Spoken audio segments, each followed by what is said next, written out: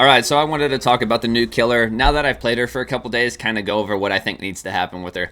So right now, she's in a really bad state. She's possibly one of the weakest killers ever released. She's definitely the weakest killer that's released in the past few years. Might be the weakest killer of all time. It's hard to say. Basically, she's a combination of Deathslinger, Knight, and Pyramid Head. And there's a few reasons for that. She's like Pyramid Head because her hitbox is basically the same width as his, except for her attack doesn't injure. It just gives you the chance to injure. I mean, chances are pretty good if you catch the survivor, you're gonna injure them, right? But it can't go through walls like Pyramid Heads. It doesn't injure on the spot like Pyramid Heads. It's like Deathslinger, where it grabs the survivor and pulls the survivor towards you, which is alright, I guess. And she has the benefit of being 115, unlike Slinger, who's 110. And then it's like Pinhead with its, I guess, redirect ability. You send it out, and then you can press another button to redirect it. I guess kind of like Wesker in a way as well, using his first bound to set up and his second bound to redirect, right? And she's just not good. This is the most frustrating killer I've ever played, honestly, and it's not even close. I've never DC'd that much in the past. I've probably DC'd 4 times in, like, 4 or 5 years. But with this killer, I played 15 matches. I DC'd like 8 of them. It's just really frustrating because the dog's hitbox is way too small for what it does. Like, it doesn't even guarantee an injury state, and it's that small. They could make it wider, and I mean, you can get pallet stunned. You can send the dog out. They could pallet stun the dog mid-run. They can pallet stun the dog while they're getting pulled. You have another survivor run up and shoo the dog away. It's just, there's a lot of problems with it. And then the power, the way they chose to execute the power is just, it's just not the best way they could have done it. Like, they have the chase ability. I mean, they could make it better, but I don't have a problem with that. The searching a Jin and then speeding you up, I don't have a problem with either. That's good.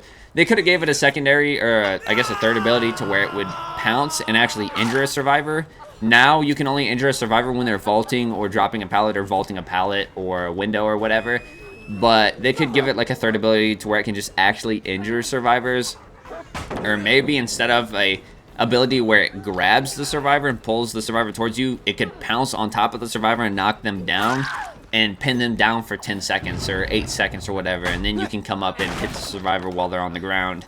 Something like that. There's all sorts of interesting things they could have done. Maybe they could have made it to where you set a patrol path to where you select like 3 generators and it checks all 3 gens and then it comes back to you. They could have gave this thing multiple abilities, and they really didn't. I'm not really sure what their thought process was.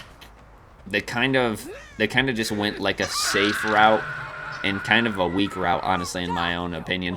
But she definitely needs help. She needs help bad. She's in a really bad spot right now. The add-on designs are good, though. I like the new add-on design route they're going. They're unique. They're interesting. I like those changes. Same with Dracula. Dracula has some very unique and interesting add-ons. But then they retroactively went back and nerfed some of Demogorgon's interesting add-ons and made them boring-ass number stat changes. I hate that. But at least the new killers have some interesting add-ons. I just feel like there's so much more they could have done with this killer. And they obviously already have the power set, so they're not going to add any new powers or change anything. They're just going to make tweaks to make her a little bit stronger. But as she stands right now, she's a very frustrating and buggy, janky killer that is very weak. Sometimes the dog will go around objects and grab a survivor when it's not even close to hitting the survivor. Sometimes it won't go around an object and it'll just stop. If it vaults a window after a survivor, you're not going to get the survivor unless you are able to redirect it. If you redirect it through the window to try and grab the survivor, chances are pretty good it's not going to grab the survivor at all. Unless you catch the survivor vaulting at the window and then it injures them. Yeah, I just don't. It's just not great. They could give it another ability to where it could kick gens for you. Like, maybe it would bite the gen and break it. That would be cool. There's so much potential for this killer, and they just really didn't execute well on any of it. This is probably the first killer in a long time that I actually didn't like. And it's kind of weird. They give a pirate a dog. Like, they could have gave her a different ability. I feel like a dog doesn't fit a pirate. Are dogs on ships? You know what I mean? I feel like they could have gave her, I don't know, what else would you give a pirate? A parrot? What are you gonna do? A killer parrot, I guess? So I guess I can't really hate too much in that regard. It just doesn't really fit the theme of a pirate. Yeah, overall she definitely needs some help, for sure. She definitely needs some tweaks. You can make the range of her dog, like her dog's grabbing hitbox, you could double it easily since it doesn't go through walls and it doesn't injure people. It doesn't need to be the same size as Pyramid Heads at all. Yeah, she definitely needs some help. They can make it to where the dog breaks pallets too. That would be nice. But yeah, overall, definitely some changes needed. It is a PTB. We got 3 weeks till we see it in its live form. But it feels weird coming off of Vecna and Dracula, and then we go to this. It's just way weaker. You know what I mean? That's all there is to it. It's just she needs a lot of help. The Mori is cool. You know, that's a really cool Mori. And yeah, it's a little weird that the survivor just shoos away the dog. Like, it's a killer dog that's trained by its master. It shouldn't be shooed away. I think it would probably make more sense to kick the dog. Like, if a survivor runs up to the dog and then kicks it off of the survivor. But I feel like, for some reason, they can't have animal violence in the game for whatever reason. Which I don't really understand, because you can stomp an innocent human's skull in with 6-inch high heels. But you can't, like, kick a dog in the, like, butt to get it to release, you know, a human. I don't know. But yeah, it's just the shooing thing is just super goofy to me and kind of immersion breaking, but you know, I'll get used to it. But yeah, or they don't even have to make you kick it. They could just have you grab the dog by the collar and like fucking pull it off the survivor, you know, anything, you know, because that wouldn't be violent really. You just grab it and pull it off the survivor and, like, you know, redirect it, throw it away, you know what I mean? And that could actually lead to some more interesting counterplay, to where once they throw it away, you get 2 seconds to redirect it again and then grab the other survivor. That would be cool. But yeah, that does it for this one. I kind of just wanted to talk about the new killer and the fact that she needs, I think she needs some buffs. But yeah, so that does it for this one. Let me know what you guys think of the new killer, if you did play the PTB, if you have access to it. And yeah, I honestly, personally, probably won't buy the chapter. I mean, no, I will.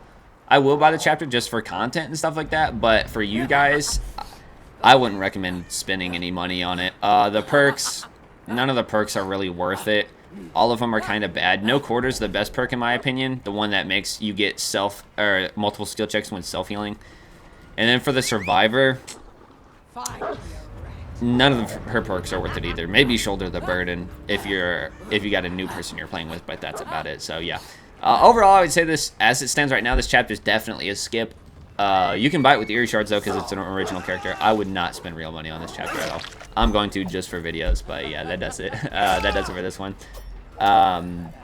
Shout out to Green Dino Ranger and Zach. I put it in the little corner of the last video, but I didn't actually say anything. I appreciate you guys for being members. It really does mean a lot to me. I really didn't think anybody would be members of this channel, at least not for a long time, since I'm such a small channel. But yeah, it really does mean a lot to me. I thank you guys for your support, and hopefully I'll come up with some better perks in the future for you guys, so that way, you know, it's not just a shout out, something better than just a shout out. But yeah, thank you guys, and thanks for watching. Like, comment, subscribe, that good stuff. I'll see you guys in the next one.